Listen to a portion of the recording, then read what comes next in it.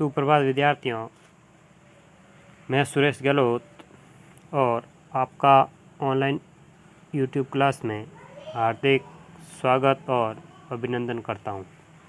विद्यार्थियों, हमारा क्षितिज भाग 2 में पाठ चल रहा था दूसरा, तुलसीदास जी का लिखा हुआ राम लक्ष्मण परशुराम संवाद। तो विद्यार्थियों, लगभग इस पाठ को हमने कर लिया था। आज हम पाठ के अंतिम और आखिरी पद्यांश पढ़ेंगे। उसके साथ ही इस पाठ का समापन हो जाएगा। तो आइए, तुलसीदास जी ने अंतिम पद्यांश में क्या लिखा है देखते हैं।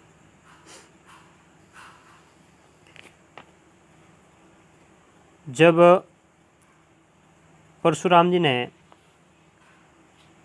कहा था विश्वामित्र जी से कि आपके इस शिष्य को मेरे प्रताप बल के बारे में बताकर इसको चुप कराइए, नहीं तो ये अभी काल के ग्रास हो जाएंगे। तो लक्ष्मण जी ने वापस क्या कहा है, कहेउ लखन मुनि शीलु तुम्हारा, को नहीं जान विदित संसारा। लक्ष्मण जी ने कहा, हे मुनि, आपके प्रेम को कौन नहीं जानता। को नहीं जान विदित संसारा, यानी वह संसार भर में प्रसिद्ध है। यानी कि आपके प्रेम को कौन नहीं जानता, वह तो पूरा संसार ही जानता है। क्या जानता है? आगे लिखा है, माता पिता ही उरिन भय नीके, गुरु ऋणु रहा सोचू बड़ जी के। यानी आप माता पिता से तो अच्छी तरह उऋण हो चुके हो।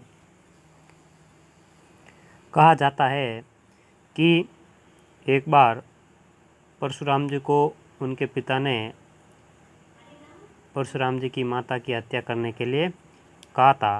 तो पिता का आदेश की पालना करते हुए परशुराम जी ने अपनी माँ की हत्या कर दी। तो लक्ष्मण जी ने इसी कारण कहा है, माता पिता ही उऋण भय नीके, यानी कि आप माता पिता के ऋण से तो उऋण हो गए हो, यानी कि उनका तो कर्ज आपने उतार दिया है, उनका तो ऋण उतार दिया है। गुरु ऋण रहा सोच बड़ जी के, अब गुरु का ऋण रहा है जिसका जी में बड़ा सोच लगा है। यानी कि अब आपके मन में केवल गुरु ऋण के बारे में, गुरु का ही ऋण रहा है, क्यों बाकी तो आपने माता पिता का ऋण तो उतार ही दिया है उनकी हत्या करके। आगे कहा है, सो जनु हमरे ही माते काडा, दिन चली गए ब्याज बड़ बाडा। वह मानो हमारे ही मते काडा था, यानी कि आप हमको ही मारकर उसका ऋण उतारना चाहते हो। दिन चली गई ब्याज बड़ बाडा, और गुरु ऋण का तो आपके ऊपर ब्याज भी बहुत बढ़ गया है, क्योंकि उसके तो दिन भी बहुत ही बढ़ गए हैं। और जब दिन बढ़ते हैं तो पैसों का ब्याज भी बढ़ जाता है। उसी प्रकार आपके गुरु के ऋण का भी ब्याज बढ़ गया है। आगे कहा है, अब आनिय बह विवार बोली, तुरंत देव में थैली खोली। यानी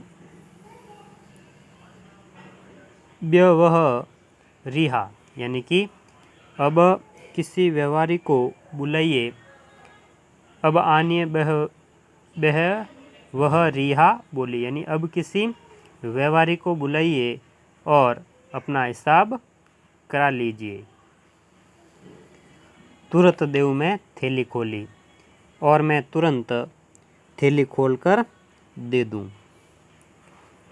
यानी लक्ष्मण जी ने परशुराम जी से कहा है कि अब किसी हिसाब करने वाले को बुलाइए और मैं उसका हिसाब तुरंत ही थैली खोलकर दे दूं। सुनी कटु बचन कुठार सुधारा, आय आय सब सभा पुकारा। यानी कि लक्ष्मण जी की कठोर वचन सुनकर परशुराम जी ने अपनी कुठार संभारी, यानी फरसा संभाला। तो सभी सभा जो है आय आय करने लग गई। आय आय सब सभा पुकारा, यानी कि पूरी सभा आय आय करने लग गई।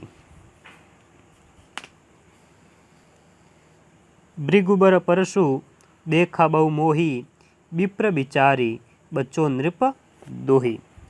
यानी लक्ष्मण जी ने कहा, हे भृगुश्रेष्ठ, भृगुश्रेष्ठ यानी भृगुबर यानी भृगुश्रेष्ठ, और भृगुश्रेष्ठ कौन है? परशुराम जी, यानी भृगुवंश में श्रेष्ठ परशुराम जी को कहा जाता है। लक्ष्मण जी ने कहा, हे भृगुश्रेष्ठ, आप मुझे फरसा दिखा रहे हैं, पर हे राजाओं के दुश्मन, मैं ब्राह्मण समझकर बचा रहा हूँ। यानी कि मैं तो आपको ब्राह्मण समझकर आपको बचा रहा हूँ, लेकिन आप मुझे फरसा दिखाकर डरा रहे हैं। विप्र बिचारी बचो नृप दोई, यानी कि आप मुझे, हे नृप दोई का अर्थ है राजाओं के दुश्मन, यानी कि हे राजाओं के दुश्मन, मैं तो आपको ब्राह्मण समझकर बचा रहा था। मिले न कबहू सुबट रन गाडे, द्विज देवता ग्रही के बड़े। यानी सुबट का अर्थ होता है वीर योद्धा, यानी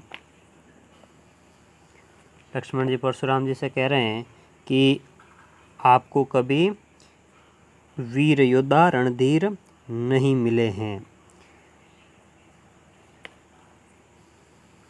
द्विज देवता ग्रही के बड़े, यानी हे ब्राह्मण देवता, आप ग्रही में बड़े हैं, यानी कि आपको अभी तक कोई अच्छा दुश्मन नहीं मिला है, आपसे ऊपर वाला दुश्मन अभी तक नहीं मिला है, इसीलिए आप ग्रही में बड़े हैं। आप ग्रही के अंदर क्रोध दिखा रहे हैं। अनुचित कही सब लोग पुकारे, रघुपति शयनीय लखनऊ निवारे।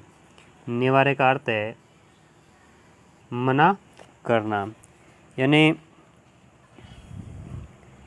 यह सुनकर अनुचित है कहकर सब लोग पुकार उठे। तब श्री रघुनाथ जी ने इशारे से लक्ष्मण जी को रोक दिया। निवारे यानी कि मना कर दिया।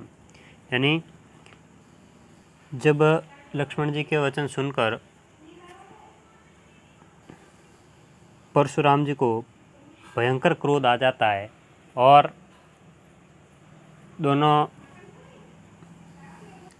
दोनों की बात बढ़ती देखकर श्री राम लक्ष्मण जी को अपने हाथ से इशारा करते हुए चुप रहने के लिए कह देते हैं। रघुपति शयनीय लखनऊ निवारे, यानी कि रघुनाथ जी के इशारे से लक्ष्मण जी को रोक दिया, यानी श्री राम ने इशारा करते हुए लक्ष्मण जी को रोक दिया। लखन उत्तर आहुति सरिस, भृगुबर कोपु कृषाणु, बढ़त दे की जल सम वचन, बोले रघुकुल भानु। यानी लक्ष्मण जी के उत्तर से जो आहुति के समान थे, यानी कि लक्ष्मण जी के उत्तर आहुति के समान थे। जब हवन होता है तो उसमें आहुति दी जाती है तो हवन की अग्नि ज़्यादा भड़क उठती है। उसी प्रकार लक्ष्मण जी के वचन कैसे थे? आहुति के समान, यानी कि परशुराम जी के जो हवन रूपी क्रोध था या क्रोध रूपी हवन था वो लक्ष्मण जी की आहुति से भड़क रहा था। बढ़त दे की जल सम वचन, बोले रघुकुल भानु, यानी कि रघुकुल के सूर्य श्री रामचंद्र जी ने जल के समान शांत करने वाले वचन बोले और दोनों को शांत करवाया। तो विद्यार्थियों, यह था हमारा पाठ तुलसीदास जी का लिखा हुआ राम लक्ष्मण परशुराम संवाद। आशा करता हूँ आपको ज़रूर अच्छा लगा होगा और समझ में आया होगा। अंत में मैं निवेदन करूँगा आपसे कि हमारे वीडियो को लाइक ज़रूर करें और कमेंट करना न भूलें। धन्यवाद। जय श्री राम।